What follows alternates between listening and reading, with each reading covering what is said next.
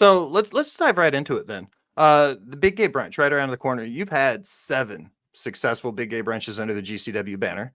Mhm. Heading into the 8th in Tampa right now. Like, let's kind of dive into the origins of it. Let's go hop in the Wayback Machine, go back a couple years now, and you're on the eve of starting the first Big Gay Brunch. Like, let's talk about that a little bit and the origins of where the concept came from and where how we got here. So I think as I was kind of getting in with GCW and figuring out my place there, what I noticed was if you're kind of loud and confident, you can get things done. And I think it's something I admire in Brett that he sort of looks for people to be able to uh, not just mention something once and it gets done, but mention something and then have a plan and have an idea that you continue to stick with. And so I kind of brought it up first as sort of a flight of fancy of, hey, I'm going to do my own version of Joey Janela's Big Spring Break, and I'm going to do a Big Gay Brunch show. And the idea originally, and I think we've stuck to a lot of that, was obviously to uplift a lot of the LGBTQ talent that was not getting booked, that I thought was talented, that were kind of getting crumbs, especially for the LGBTQ shows that I was working. There was always pay discrepancies. There was always issues with travel. There was always the idea that like, you should just be happy y'all are getting anything. And of course there's going to be problems, but you should keep it to yourself, and wanting to keep your own ego and pride up and going and saying, all right, well, I think we could do this and be able to pay people fairly, put people on the scene and give them a spotlight, and also have these sort of party fun atmosphere of like, I know as a young homosexual, remembering the first few times you go to a gay club and you're like, oh God, they have fun. They actually have fun. It's not just a sense of reverence, but it's the sense of, we party better than you. We have a better time than you. We know how to have more fun than you. Let's showcase that, as well as being able to showcase these up and coming talents, and also be able to kind of give flowers to the people who have been around. And then the very first one, it got canceled because of COVID, but we also ran into issues because people were sending in death threats to the venue that we were using. And we ended up having to have like a statewide investigation into domestic terrorism threats because people were threatening to show up and just shoot the event up or shoot me up. And this was multiple occasions this was happening. And I was sort of like, oh shit, are we in over our head? And I remember the first time they sort of said to me, I thought I would be in trouble because, they were getting mad over a promo I did where I said, listen, if you come to my event and you do homophobic stuff, I'm going to beat your ass in the streets until you bleed. And I was basically told that under the protection of me being a fictional character as EFFY, I can say whatever I want. Like, beyond free speech, I can say whatever I want. It shouldn't be treated as absolute truth. So they were investigated for that. Nothing ever came of it because the event was obviously canceled. But it sort of also opened the door to me going like, oh, I can kind of say whatever I want. And I think it empowered me to be even louder about these events, be even louder about, our placement in the industry. Instead of just saying, hey, we have our spot over here, I wanted to be loud enough to where it sort of changed the booking of what was going on across the board. And I think if I'm not going to sit here and say like I've changed everything, but I think if you look at where wrestling was and where wrestling is, it looks different because I exist. And I think that that's like a very cool thing to be able to look at. It doesn't mean the fight is done. It doesn't mean we're done, trying to push and change what's going on. I mean, you're looking at, WWE, if Sonya is not there, they don't have a single out gay person on TV right now. AEW, they got rid of Sunny Kiss. They've been featuring a non-binary talent like Abaddon more. They've been featuring a trans talent like Nyla Rose more. There does seem to be a little more, LGBTQ representation with people like Diamante, people like Kira Hogan that are there on the show. But it does still feel like we're banging the door down. I look at what Impact has been able to do with Giselle Shaw and with Jay Vidal, and seeing a lot of these people that have been previously featured on the show get bigger opportunities, get more bookings on shows that aren't LGBTQ exclusive, sort of being able to just showcase like, yeah, people will come see these people. They can do more than you think. They're not just little niche, silly acts. They're more than just the sideshow, and you're allowed to book them in stuff that is serious. And seeing a performer, for example, like Billy Dixon, who was able to have, one of, I think, the way he put it was one of the first all black death matches, with him and AJ Gray when they were in Florida doing the dog collar match with the blood, with everything else. Seeing them, open up as a performer, they're running their own shows now, able to do things with IWTV, able to have meaningful feuds and storylines and things that make sense. It's just really, I think it's important to have that platform for people, but it's also like kind of, hey, well, duh, I told y'all. And seeing that come into fruition is like, it's been really magical. And I'm not saying anybody owes me any of their success, but it's just very nice to know, like, I was right. These people are very good at professional wrestling and weren't being given the chances to showcase who they were. And for a lot of times, I think people are coming to our shows and seeing these performers who, for the first time, are being told, I booked you for you. I trust you to do what you're going to do, and not tell them exactly how they have to appear or how they have to come across or what their angle needs to be.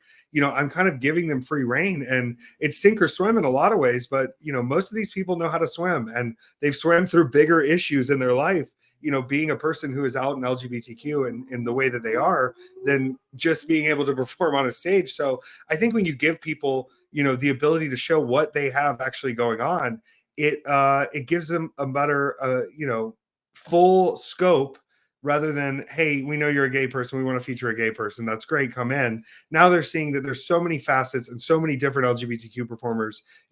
Someone like Maxie and Paler has continued to have success, not because of me, but getting to highlight them on the show has been absolutely magical. Getting to do a main event with Maxie and Paler after doing a double cage match, War Games match, was absolutely incredible. And now seeing them, sort of break the barriers like they did in Ring of Honor, like they're doing in NWA, like they're doing overseas in TJPW. It's crazy and wild. And, if we're not going to keep laying down the smackdown and saying, we know what we're doing, you need to listen to us, we're not going to get those opportunities. And so I hope it empowers the performer as well to go, no, I have seen this work, I know this works, and if you don't think it works, I'll go somewhere where it does. And the people go, hold on, wait, we don't want to lose you. And I want people to have that sort of, fuck Hulk Hogan, but having the energy of, no, I know this is good stuff, you can either take it or leave it. And when people say that for the first time, they're finding out in a lot of cases, hey, they do need us there, they do want us there, and we are providing results. So looking at it now, we're a few years into the bag. Looking back, excuse me, at getting those, going back to the death threats, then coming forward to where we're at now. Did you ever think you would be such a driving force for the LGBTQ community coming forward, going from getting the death threats to getting ready to bang out Tampa here in a couple weeks? I think, for a while, before I went full time, I'd already been wrestling, 5 or 6 years, and was making good money doing it, was still working a regular job. And so there were certain things that were happening where I'm like, I'm kind of booked everywhere, I'm working all the time, and I didn't feel like I was getting acknowledged at all. And I think part of that, led me to sort of going, well, if nobody's listening to me, I guess I can do or say whatever I want. And now that sort of mentality has stuck with me of like, when I see things that I don't like in wrestling, I point them out. And I don't do it from a place of like emotional harm. I don't do it from a place of personal vendetta. And I think over time, learning that, okay, well, now even when you're being acknowledged, now when people are showing up for your shows, when your shows are trending worldwide as they're happening all across the internet, your voice is just as important as when you were yelling stuff and you didn't think anybody was paying attention. And so now it's like, I can't get comfortable and say, oh, well, now I'm successful, I need to be careful about what I say, because every time I point out a flaw, it's usually met with it getting fixed or it getting acknowledged or something happening. So I can't say I didn't see myself in this position, but it is nice that like now when I speak, and I have to be a little careful of this now, but like now when I speak, everything ends up turned into a news article or everybody has to say something about what I've got to say. But it is at least nice to see other people going, I'm glad someone said it, because we are constantly, as public performers, when there's all these performers that are out there that you can choose from, obviously it feels in a lot of ways like, okay, well, my spot can be taken at any time. If I rock the boat too much, they're just going to make me walk the plank. And to be able to continue being loud about things that I don't think are good, not really having a leash on me from anywhere, and still seeing success that has grown and has gotten bigger over time, it's rewarding. And it makes me want to kind of let everybody else know, okay, let's not let them rest until we feel like things are, normal or regular, or we don't feel uncomfortable about the job that we're working. So looking at it though, you've had great segues. I love it when, a guest makes the job easy for me. 7 successful advances. So you're looking at Big Gay Brunch 1 coming up on Tampa now, Big Gay Brunch 8. What's the biggest difference for you from the first one you ran to coming up on Tampa?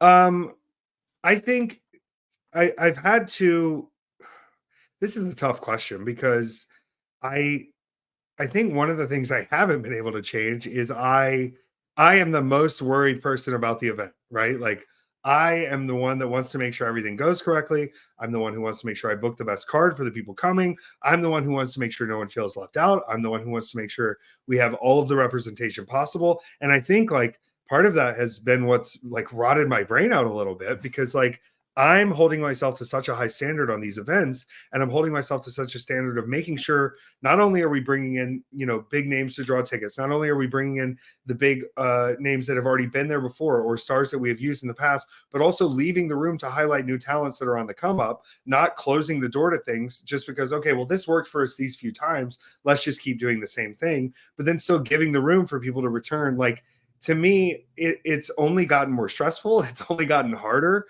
I know that like it's just a wrestling show. I try to remind myself that sometimes, like, okay, it's just a wrestling show. But then when it comes down to it, it's like I fight my breath to get things across and do things a certain way and make sure that I'm putting on an event that I feel proud of after the fact. And I feel, you know, it meets the goals, but is also highly entertaining.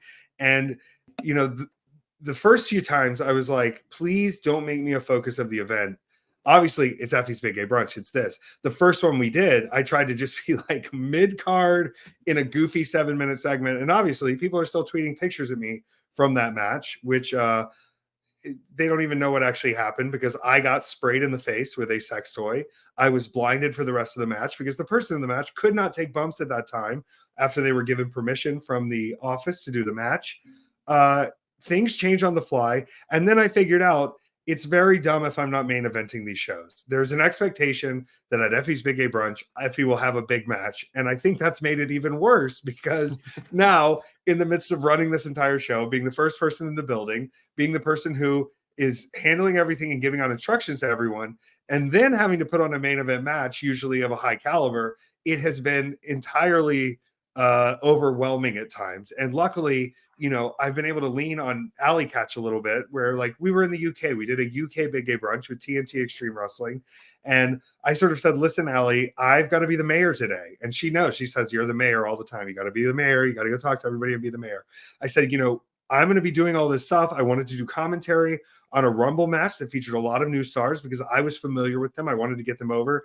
And so she sort of put this whole match together for me for the main event without me having to be there. And, you know, having her to lean on in those situations and her saying, I know what we need to do. I know what these matches need to be. Go worry about the other stuff. That's actually been just the most magical thing because it's very hard for me to give up control of stuff or let someone else have a job completely. And, you know, obviously, taking a step back, I think that's what I've got to figure out is how do I do this without feeling like all the pressure is on me? How do I do this with allowing the other people that are involved in the event to use their skills to their, you know, fullest? It's not that there aren't more people there that could take some of this off of me. It's that I feel, you know, this desire and need to do everything. And that sort of is what's holding me back at this point.